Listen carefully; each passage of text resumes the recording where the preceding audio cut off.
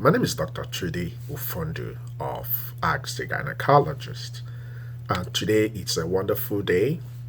I want to use this opportunity to kind of give an overview of the basic knowledge of the female reproductive system, the basic knowledge expected of everybody out there that wants to become pregnant.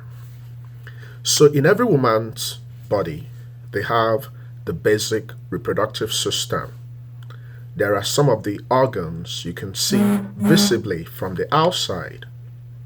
So the female reproductive system you can see outside. The part of the vagina you can see outside is actually called a vulva. But the greater part of the vagina that performs the major role is the one we can't see from outside. So the vagina is a muscular organ, cylindrical in nature. Then after the vagina, you get to the cervix. So the cervix is more like the neck of the womb. Very important organ, very important structure in the female reproductive system. Matter of fact, to tell you how important the cervix is, if anything happens to the cervix and it becomes what we call stenosed, so if it becomes hostile, if the environment of the cervix is not the way it should, it will be hostile to the sperm. So the sperm cannot permeate through the cervix. And if that happens, a woman will not be able to become pregnant. Then after the cervix, you see the womb proper. So the womb is one of the toughest, the strongest organs in the body. So picture like your fist. That's about the size of the womb. That's where the baby will develop.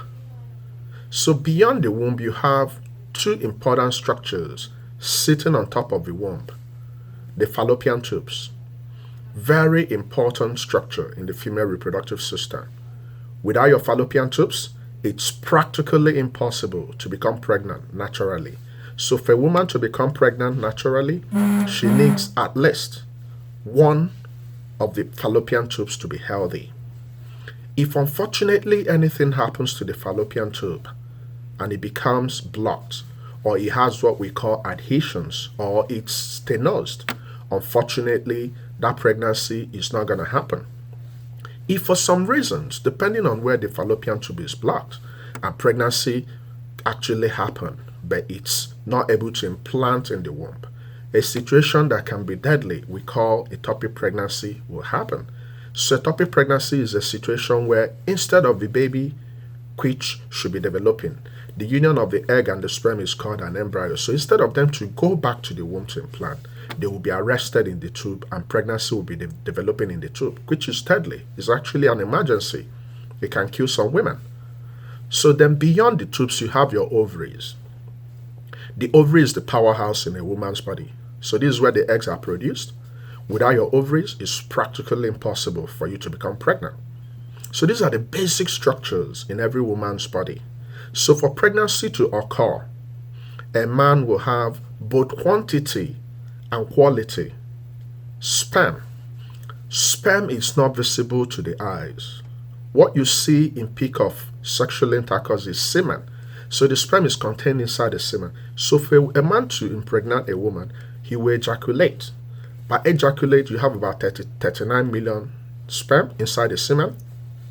Then the sperm will pass through the cervix, get to the womb, go to the tubes. There's a particular place in the tube we call the ampulla. By then, the eggs would have been released. The process of releasing the egg is called ovulation. So if the woman has quality eggs and the man has quality sperm, fertilization will occur in the ampulla. After fertilization, then there will be a downward journey to the womb for implantation. So that's about the final process. The whole process of reproduction is controlled by hormones. So this in a nutshell is what happens before a woman becomes pregnant. So I hope you've been able to learn this. If you're able to learn this, and if there's any problem in any of the units, it will affect the possibility of becoming pregnant. Thank you for coming and enjoy the rest of your day. Bye-bye for now and God bless.